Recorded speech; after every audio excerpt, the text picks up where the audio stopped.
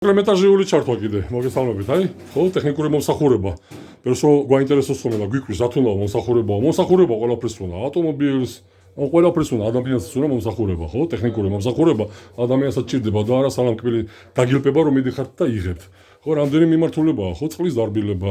ამასობა შეიძლება მოხდეს, ხო, ეგრეთწოდებული ტივტივა, რომელიც კეტავს, კი, იყო ასეთი შემთხვევა, რომ მოხვიდეთ, მოვიდე, მოემსახურო.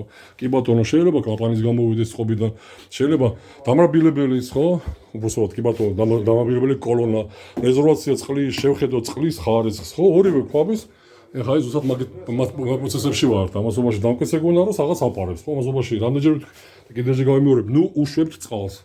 ქაოსურა სისტემაში, აი ეს უნდა ამოვაგდოთ, აი ეს არის ამოწყობა, ის უნდა მოვაჭრას საერთოდ ქვაბებს, რომ დაივიწყოთ, ხო, შევსება. ამასობაში არავითარ შემთხვევაში არ უნდა შეავსოს სისტემა, რომ დარწმუნდეთ, თუ არსად არაფერი არ გადის, ეს ზუსტად ეს შემთხვევა არის. არსად არაფერი თუნდაც ერთი წვეთი რო გადიოდეს, იმისთვის საკმარისი იქნება, მაგრამ არა. სისტემა ჰერმეტულია, სისტემაში ესე იგი გარღვევა ახორციელდება და ისემა წლევა, ხო? რატო?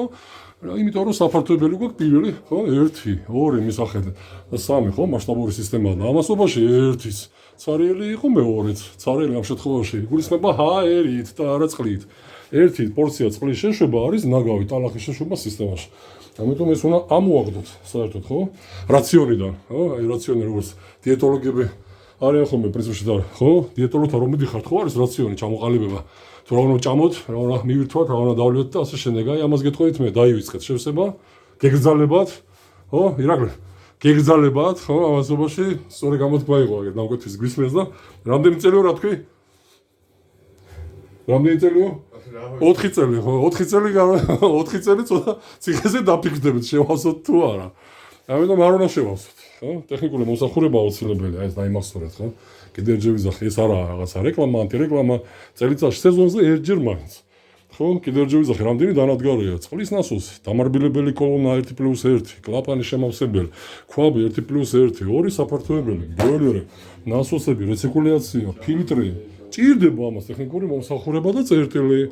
ხო, პოსტის მიმართულებაც ასეთი იქნება.